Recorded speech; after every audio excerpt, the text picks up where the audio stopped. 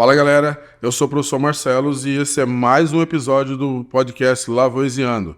Lembrando rapidinho, nós estamos com matrículas abertas para alunos que estão cursando o ensino médio e também com turmas para quem já terminou o ensino médio. E assim, pessoal, vai no YouTube, no canal do Lavoisiano, certo? Lavoisier, ativa o sininho, curta, se inscreva, tá bom? Tem no Instagram também, passa para frente para a gente poder ficar sabendo sobre o que vocês pensam sobre o Lavoisier e o Lavoisiano. Beleza, senhores? E hoje entrevistando a professora Bruna Anjos. Bom dia. Bom dia, Marcelo. Tudo bem com você, bem. Maria? Joia. Quem é Bruna Anjos? Cara, que pergunta difícil, hein? Aí depende, se quer saber a Bruna Anjos professora, a Bruna Anjos... A Bruna Anjos que chegou fora a professora. Da escola, a Bruna Anjos que chegou professora, né?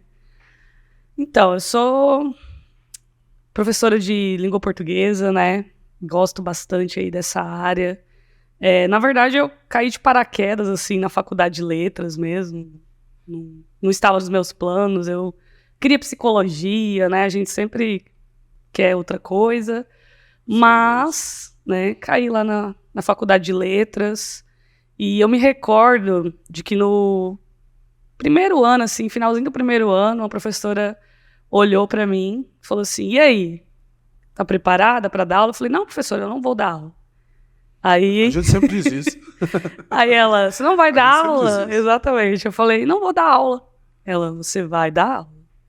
E hoje encontro-me aqui, né? Cá está. Cá estou. Amo muito o que eu faço hoje. Não vou dizer, obviamente, que é apenas por amor, porque né, seria balela isso. Mas amo muito o que eu faço. Acho a língua portuguesa, assim, incrivelmente incrível. Vou utilizar esses adjetivos, né, um advérbio adjetivo aí. Acredito que é uma disciplina extremamente importante, né, o ler, o escrever, o falar, tudo isso está ali dentro da língua portuguesa, né? Então a Bruna é essa pessoa que, de verdade mesmo, é apaixonada, né, pela disciplina dela, gosta de ensinar, gosta de mostrar para o aluno que, por mais que ele ache que ele já sabe a língua portuguesa, né, ainda tem muito que aprender ainda aí no decorrer dos anos em que ele frequenta. E na língua portuguesa você tem o grande monstro sagrado, que é a redação. A redação. E o Enem está chegando aí, ou seja, eles estão alimentando um monstro com medo de devorá-los. Como que a gente faz? Cara, é o que você acabou de dizer. Adorei, inclusive, esse adjetivo que você deu agora para a redação. É um monstro, né? E ao mesmo tempo não. Por quê? Hoje a gente, enquanto professor de redação, hoje eu percebo que os alunos, eles estão um pouco mais amigos da redação, né? Eles procuram entender, eles procuram compreender o que é essa redação do Enem, né? Entretanto, por que é um monstro? Porque o estudante, às vezes, ele quer escrever um texto sem ler. Ele acha que o texto é igual uma fórmula de matemática. Você tem a fórmula da matemática, né? Com todo respeito aos professores de matemática, mas você tem a fórmula da matemática. Eles falam mal da gente também. Eles falam, né? Que a gente é. Eles falam mal da gente. Você tem a fórmula. O aluno ele tem uma construção crítica, né? Uhum. Como que essa redação, qual a importância da redação para ele construir essa crítica dele na sociedade ali, naquele momento, em 30 linhas? Então, aí a gente retoma, né? Só para eu concluir. Tá. Como que se dá essa criticidade? Exatamente nesse ponto de que a redação não é uma fórmula, né? O aluno, muitos alunos, muitos estudantes, eles pensam assim, eu vou seguir um modelo, eu tenho um modelo pronto aqui, eu vou só encaixar as minhas ideias nesse modelo pronto. Como se fosse exatamente uma fórmula, né? Que você encaixa ali o X, o Y, o Z e tá tudo bem. Entretanto, não é. Por quê? Se você parar para observar, o próprio enunciado da redação do Enem, ele traz assim, a partir da leitura, né, de textos motivadores, que ele vai te dar os textos motivadores, você precisa redigir um texto dissertativo argumentativo em modalidade escrita formal da língua portuguesa, só que você vai escrever esse texto em modalidade formal da língua portuguesa de acordo com todos os anos de formação que você teve. Esses anos de formação é só com relação ao que você vivenciou na escola? Não. Esses anos de formação que ele traz, é porque ele traz assim, Você precisa argumentar, trazer fatos, opiniões, né, para esse texto. Então, esses anos de formação que você teve, não é apenas aquilo que você vivenciou na escola, mas é aquilo que você vivencia enquanto conhecimento de mundo. Então, para que o estudante escreva uma boa redação, muito mais do que ele ter um conhecimento linguístico, né, da modalidade formal da língua portuguesa de maneira perfeita, ele precisa ter um conhecimento de mundo. E como que ele consegue um conhecimento de mundo? É na leitura, né, é na criticidade dentro de determinados temas, é no se importar com o que ele está escrevendo. Então, não é simplesmente olhar para o tema e pensar, nossa, eu tenho 30 linhas, eu preciso escrever 30 linhas do meu texto aqui para eu ganhar uma nota, né? Tirar uma nota ali, o grande sonho deles, que é o 980 ou o 1000, para eu poder entrar na minha faculdade, vamos jogar a medicina aí, né? Que é o tchan do momento, o tchan do momento. Então ele pensa assim, eu vou escrever essas 30 linhas e vou entrar para a faculdade de medicina. Mas não é só isso, né? Então você pega aí, vamos analisar alguns temas. Então você pega aí o ano de 2019, quando o Enem trouxe o acesso ao cinema. Aí você pensa, imagina comigo, o que é um cinema? Cinema é um lugar de lazer. Sim. Né? Pra gente, super comum. Então, eu estou entediada, não quero assistir a um filme na minha televisão, eu vou ao cinema. Ou, né, muito mais do que isso, sei lá, sou muito fã de Harry Potter. Então, na época em que estreava Harry Potter, meia-noite eu tava lá no cinema. Porque eu queria assistir a pré-estreia, porque eu não queria spoiler no outro dia. Pra gente, isso é muito comum. Mas aí o Enem, ele traz um tema desse, por quê? Porque ele quer que o estudante, ele observe que, nossa, cinema, tem pessoas que não vão ao cinema. Que não vão ao shopping. Tem pessoas que não vão ao shopping. Tem pessoas em pleno século XXI, né, diante de toda essa evolução tecnológica que a gente está vivenciando, que nunca entrou numa sala de cinema. E pessoas da idade desses meninos que vão fazer o Enem. Então, pensa comigo, o que esse estudante precisa fazer ali na hora? Nossa, caiu o cinema, e agora? O que eu sei sobre isso? Cara, ele precisa pensar fora da caixinha dele. Ele precisa pensar como ele precisa estar no lugar dessa pessoa que nunca foi a um cinema. E por que essa pessoa nunca foi ao cinema? E aí o que ele tem que fazer? É a estrutura pronta que vai ajudar? Simplesmente encaixar isso numa estrutura pronta? Não. É por isso que ele acha ela um bicho de 7 cabeças. Por isso que ele acha ela um bicho de 7 cabeças. Porque se você perguntar para qualquer estudante, né, qual que é a sua maior dificuldade na hora de escrever o texto? É o tema. Entendeu? É o eixo temático que está ali que amedronta eles. Então, ele chega no Enem imaginando que vai cair algum tema assim... vai falar só sobre tecnologia. Eu preciso falar sobre tecnologia, que é o que está nas mãos dele. Mas aí ele chega lá no Enem e ele tem que falar sobre cinema, acesso do cinema, porque não é para todos, democratização do acesso ao cinema. Ele precisa falar sobre pessoas também que não possuem documento, não possuem identidade, né? Ele vai precisar falar sobre pessoas que têm deficiência auditiva, por exemplo, como que essas pessoas serão realmente incluídas dentro do ambiente escolar. Então, ele precisa perceber que o momento da redação é o momento dele sair da caixinha dele. É por isso que ele precisa ser leitor. Porque se ele não for leitor, se ele não for um pesquisador, ele não vai conseguir escrever essa redação, ele não vai conseguir essa nota tão alta, ele precisa ser crítico. Mas aí, se ele não é um leitor, ele busca uma fórmula mágica. Ele vai buscar essa fórmula mágica, mas essa fórmula mágica ela não existe. É por isso que a gente tem tantos estudantes que tiram notas baixíssimas no Enem. Se você for observar nos últimos anos mesmo, as notas das redações elas caíram. Hoje, a tão famosa nota 1000 no Enem, ela é para pouquíssimos. É raro. É raro, porque o que uma nota 1000, o que uma redação nota 1000 tem? Ela tem a perfeição? Obviamente não.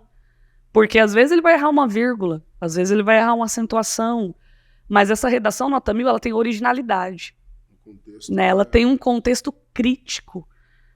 Tem uma redação mesmo que me marcou bastante, que é uma nota 1000, que foi de um rapaz que ele escreveu, na época que foi o tema sobre a persistência da violência contra a mulher, e o menino ele me trouxe uma redação com o título Equilíbrio Aristotélico.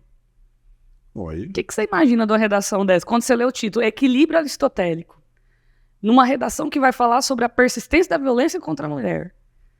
Né? Então, a partir do momento que você para e se debruça para ler um texto desse, você vê uma originalidade incrível da pessoa que conseguiu pegar Aristóteles, né, o equilíbrio que Aristóteles traz aí nas teorias dele, e encaixar num tema como persistência da violência contra a mulher. Originalidade. Então, a fórmula pronta, a formulazinha mágica que esses estudantes eles procuram o tempo todo, ela vai ajudá-la a tirar uma nota? Vai ajudá-la a tirar uma nota. Mas não é a nota que ele almeja. Aí ele vai estudando o ano, vários temas, assistindo vídeos, reportagens. Aí chega lá no final do ano, não estudei o que caiu. Não estudei o que caiu, né? Quando ele chega lá no Enem, por exemplo, professora de redação massacrou eles o ano inteiro, cheio de tema, né? Escreve, meninos, tem que escrever, arruma isso, arruma aquilo. Ele chegou lá, não caiu nenhum dos eixos temáticos que foi trabalhado. Primeira coisa que ele vai fazer é ajoelhar e chorar, né? Se debruça ali e dá uma choradinha. 10 minutinhos. Mas 10 minutinhos ali, pensa um pouquinho e dá uma chorada. Mas aí, Marcelo, eu não sei se você concorda comigo, mas esse aluno, ele tá preparado. Sim. Porque ele leu. O que ele vai ter que saber fazer?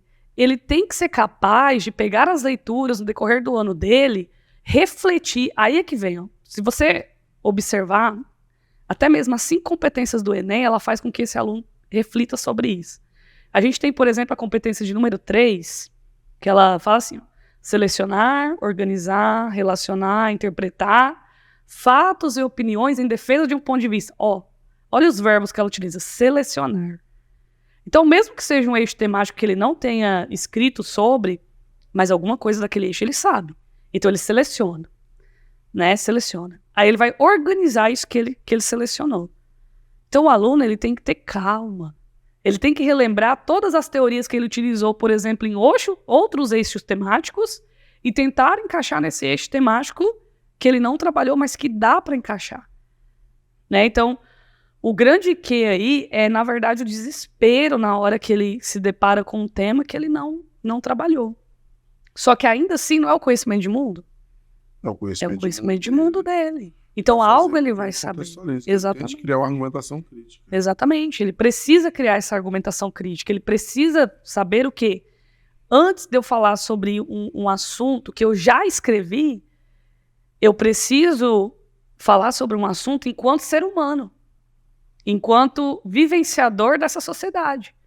Porque mesmo que eu não tenha, por exemplo, a gente teve aí um tema também sobre publicidade infantil. Mesmo que eu não tenha escrito nada sobre publicidade infantil no decorrer do ano, mas eu tenho uma priminha mais nova, eu tenho um irmãozinho mais novo. O que eu observo desse irmãozinho mais novo meu com relação à publicidade infantil, por exemplo? O que ele vê? O que ele viu na televisão? Na internet. Né? Exatamente. Eles têm a internet aí o tempo todinho para eles. Eles só têm que saber utilizar essa internet de maneira benéfica, né? E não de uma maneira ruim. Não simplesmente porque, assim, o que eu vejo bastante, né, de alunos que vêm até mim é que eles querem pegar questões soltas, coisas soltas. Vou usar o verbo coisar aí. Coisas soltas. Então, eles pegam citações soltas. Esse é o meu repertório. Bonita. A frase bonita. Esse é o meu repertório. Então, ele pega a citação solta e joga ali no texto dele. Sem selecionar, sem relacionar. Entendeu? Não é que você ter em mente citações é ruim, claro que não, é ótimo. Mas, de que maneira você vai usar essa citação dentro do tema e de que forma você vai argumentar com essa citação? O que você vai fazer com ela? É igual a construção, por exemplo, eu costumo dizer para eles assim, você imagina que o seu texto ele é um prédio. Quando você vai construir um prédio, por exemplo, imagina uma pessoa que tem que construir um prédio. Você acha que ela vai começar a construir esse prédio de qualquer forma? Não. Tem toda uma preparação antes.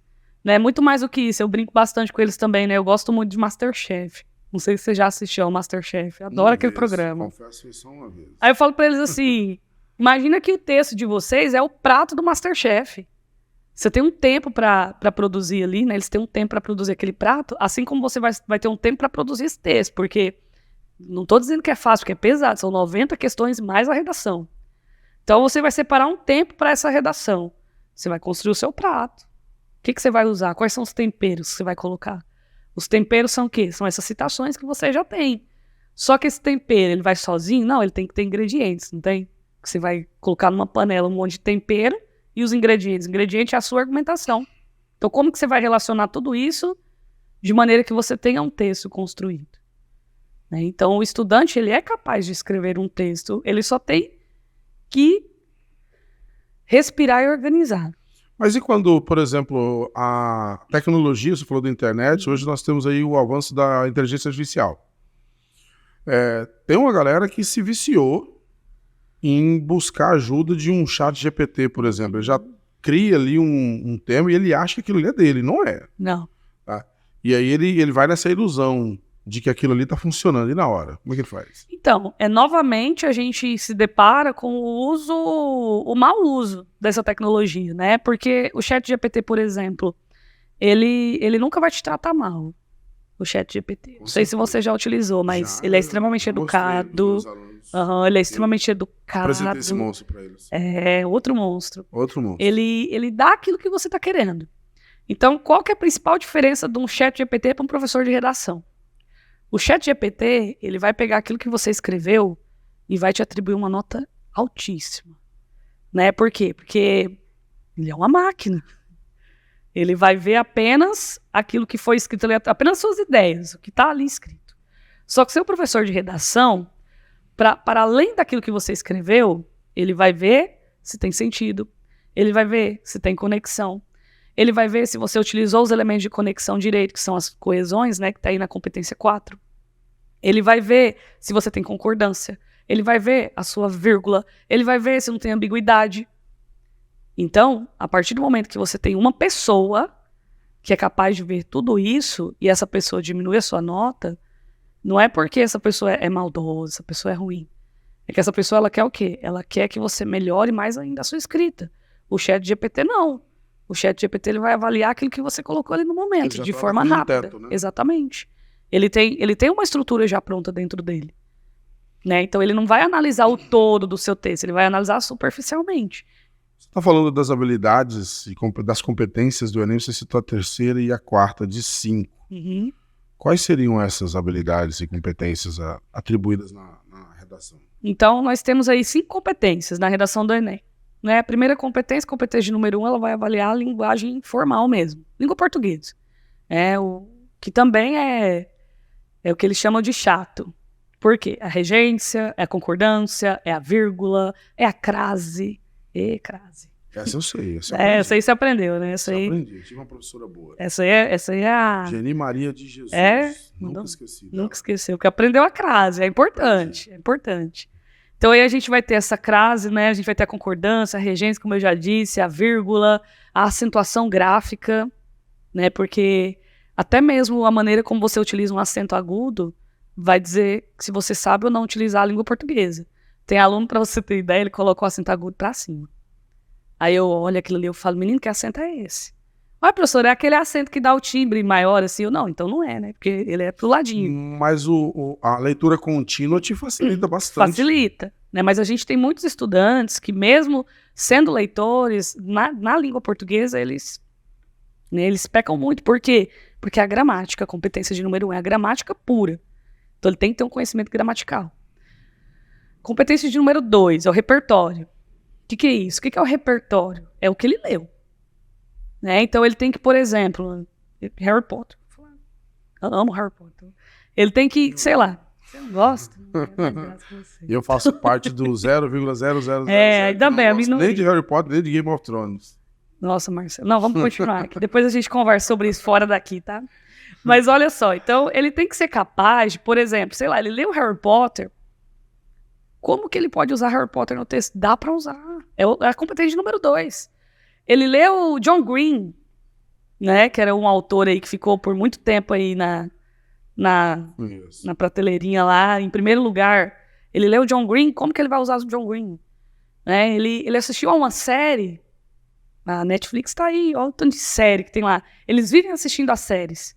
Mas não é somente assistir por assistir, é assistir e pensar assim, nossa, olha, essa série trata de ter... Olha, tá falando sobre meio ambiente nessa série. É o repertório. Olha, essa série tá falando a famosa Black Mirror. Essa eu conheço. Nossa, essa aí você conhece, né? Nossa, essa série tá falando sobre o uso da... Olha, como a tecnologia pode... O que a tecnologia pode virar? Isso é repertório. Então, essa é a competência de número 2. A 3, né, que eu falei um pouquinho já sobre ela, que é a seleção organizativa. Então, olha só para você ver. Ele tem que saber escrever bem, que é a modalidade formal da língua, competência 1.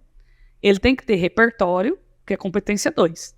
Aí vai chegando na competência 3, as próprias competências do Enem é o texto. Então ele chega na competência 3, que ele tem que fazer selecionar, organizar, relacionar, interpretar. Opa!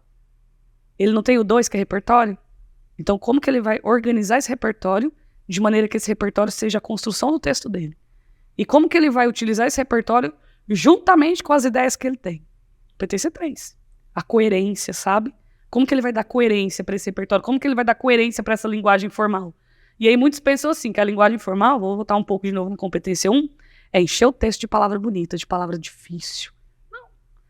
A linguagem formal é você saber escrever de maneira que seja entendido. Porque escrever é muito diferente de você falar. Né? No momento que você está falando, se você não entender o que o outro falou, você pergunta. Na escrita não tem como você fazer isso. Beleza. Aí ele vai para uma competência de número 4, que a gente trata dos articuladores argumentativos. Olha para você ver, o que são os articuladores argumentativos? São os elementos de coesão dentro do seu texto.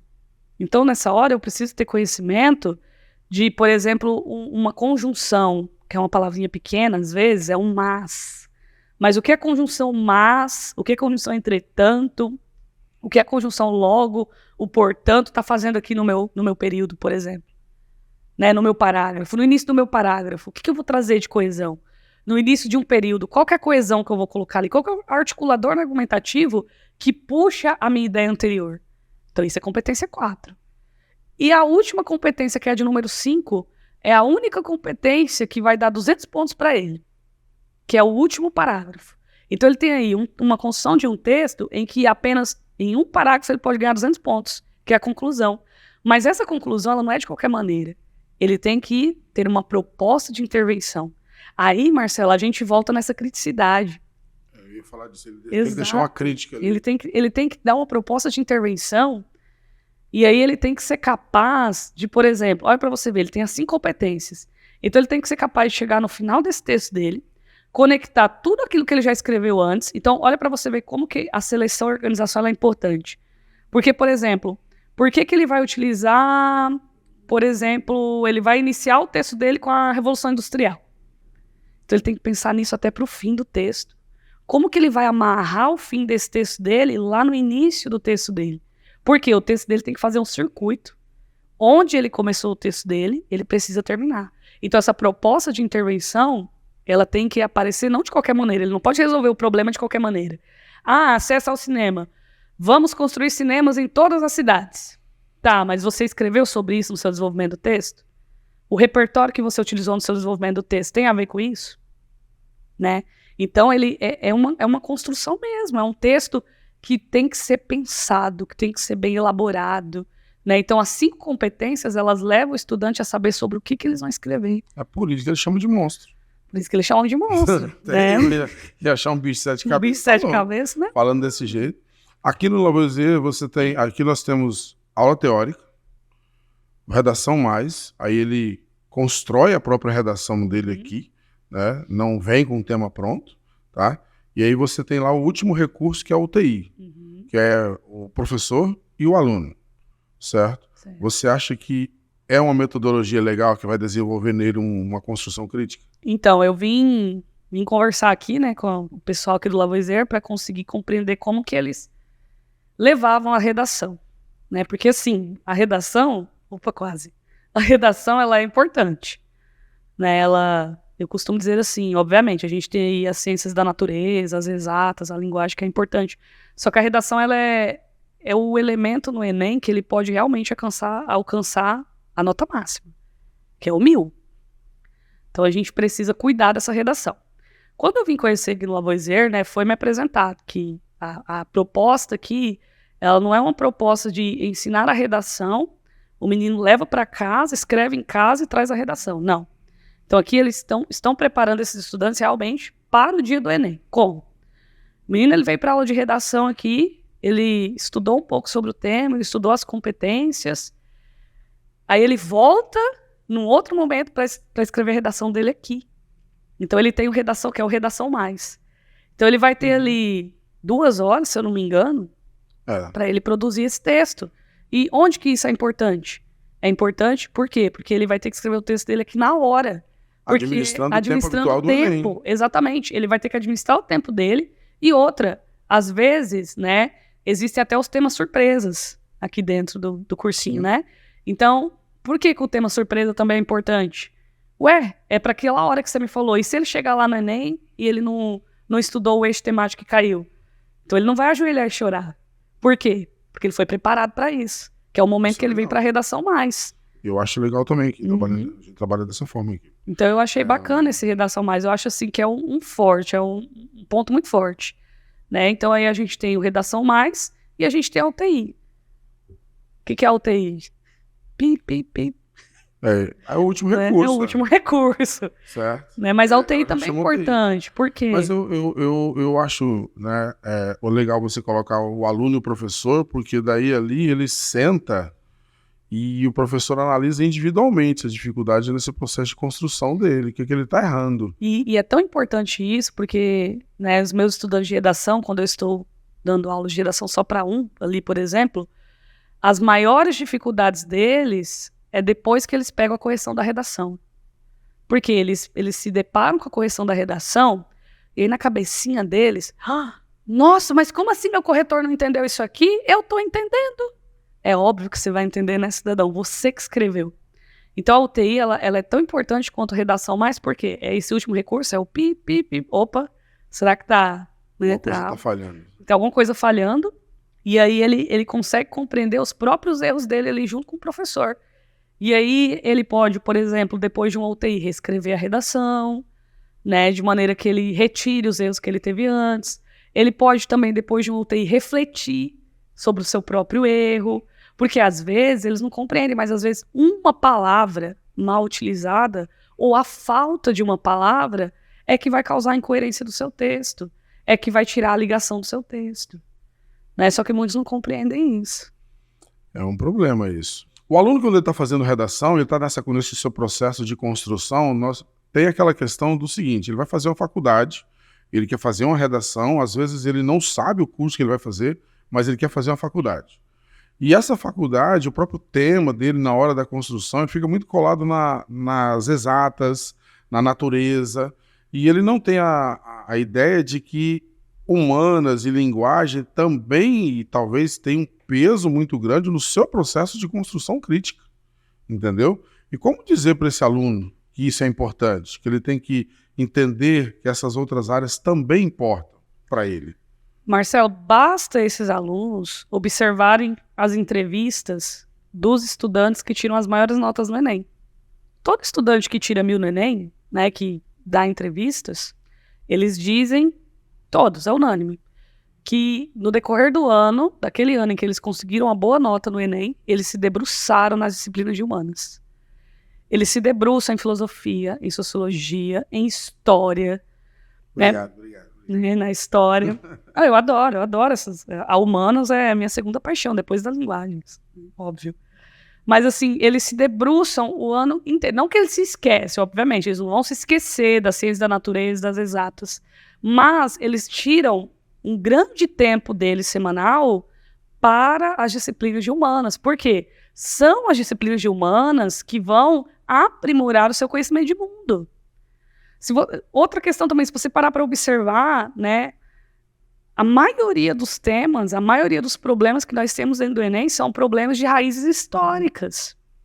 Então começa debatidos em sociologia, exato. Então são temas que começam lá na historicidade do Brasil. Então se esse aluno ele não se debruça na história, na sociologia, na filosofia, como é que ele vai saber que esse problema iniciou-se ali na raiz? Na história, na colonização, né? Como que ele vai saber sobre a Revolução Francesa? Como que ele vai saber sobre a Revolução Industrial? A literatura, né? A literatura, eles costumam banalizar a literatura brasileira de um tanto, assim, não generalizando, né? Mas, professor, eu não consigo ler literatura brasileira. Eu trabalhei um tema agora, aqui no Lavoisier, pro Enem, spoiler da UFGD, eu trabalhei com os alunos um tema relacionado à obra Quarup, de Antônio Calado, e eles não só não conheciam o Antônio Calado, como não conheciam o Quarup. Falei, então começa por Madonna de Cedro, vai atrás, procura, tem um filme muito bom também, dos anos 60, entendeu? E eles têm tanto, né? É aquilo que a gente joga. A internet não tá aí pra isso. Aí eu falo, gente, tá, não conseguiu ler o livro inteiro, não conseguiu se debruçar na leitura do livro, vai atrás, vai ler uma resenha crítica, então. Vai atrás de outras opiniões, sabe?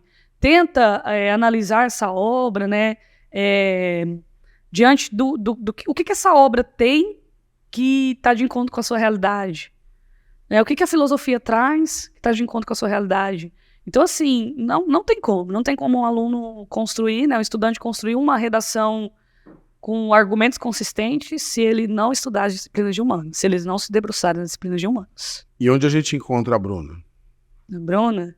Em 2024, vocês vão encontrar a Bruna aqui no Lavoisier. Aí, ó. Né? Espero que seja, assim,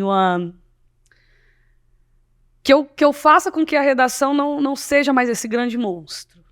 Né? Porque seja importante. Seja algo importante, porque, Marcelo, eu quero que o meu estudante de redação, aqui no Lavoisier, ele não escreva a redação somente para passar na medicina. Eu não quero isso. Eu quero que o meu estudante de redação, ele escreva a redação dele para ele passar em medicina, em psicologia, em engenharia, por que não também numa licenciatura, né? Enfim, óbvio. Opa. Mas eu quero que ele, nesse tempo que ele tem, nessas 30 linhas que ele tem ali, ele reflita, ele seja, naquele momento, um herói, por exemplo, que ele seja capaz de refletir que existem pessoas que não têm documento e que lá fora, depois que ele conseguir essa nota alta, essa tão almejada nota, que lá fora, enquanto profissional, quando ele for atender a uma pessoa, por exemplo, uma pessoa humilde, uma pessoa que não tem um documento, ou uma pessoa que tenha algum tipo de deficiência, que ele seja capaz de relembrar das aulas de redação dele e refletir sobre aquele ser humano ali na frente dele. Que a redação não seja só um ponto de partida para ele entrar na faculdade, mas que seja um ponto de partida... E que ele esqueça. Mas que seja um ponto de partida para a construção dele enquanto um ser humano. Eu quero que ele se lembre das aulas de redação, quero que ele se lembre das discussões nas aulas de redação e que isso possa transformar ele enquanto um cidadão mesmo. Né? Porque eles falam assim para mim, eu tenho que resolver esse problema aqui, se nem o governo está resolvendo esse problema, como que eu vou resolver esse problema?